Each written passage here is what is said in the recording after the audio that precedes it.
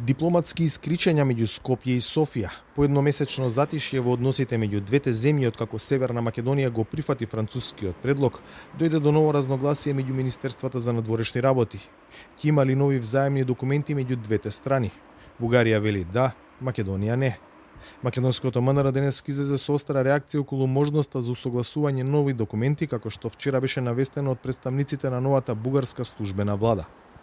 Сите појавени информации за внатрешната поставеност, за начинот на организација, акциските планови и приоритетите на новата влада се внатрешна работа на Република Бугарија и тие не представуваат резултат на меѓусебните разговори. Од тука сакаме да ги отфрлиме сите наводи дека се подготвуваат нови обврски за двете држави надвор од договорените принципи во меѓусебниот протокол кои значат: прво, реципроцитет во рамките на преземените обврски, како и автономија на заедничката мултидисциплинарна експертска комисија за историски и образовни прашања, пишува во сопштението на МНР.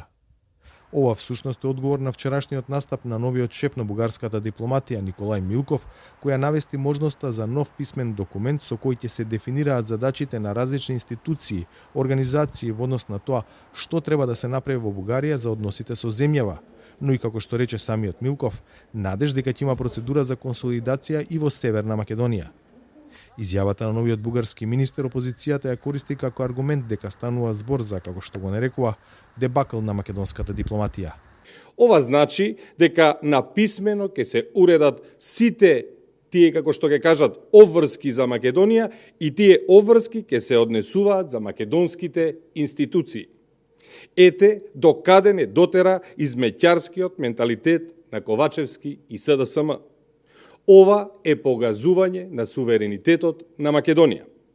Немањето на стратегија на владата на СДСМ и Ковачевски остава простор Бугарија да диктира, како што ќе кажат, систематски пристап со, цитирам, јасно запишани задачи и одговорности за да може да се очекуваат и резултати. Следеше брза реакција од владеачката партија и нови обвинувања до опозицијата дека работи во спротивност на државните интереси. И денеска ВМРО ДПМН шири невистини и лаги за некакви нови договори, за некакви нови услови со кои се обидува да ја вознемирува јавноста. Многу брзо ќе се покаже дека и оваа лага на ВМРО ДПМН ќе пукне како меур од сапуница.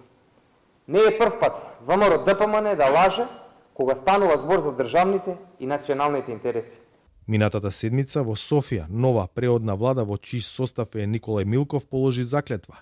Таа ќе биде на должност до новите парламентарни избори закажани за 2 октомври. Ова се четврти избори во Бугарија за нецела година и пол. За Гласот на Америка, од Скопје, Владимир Мирчевски.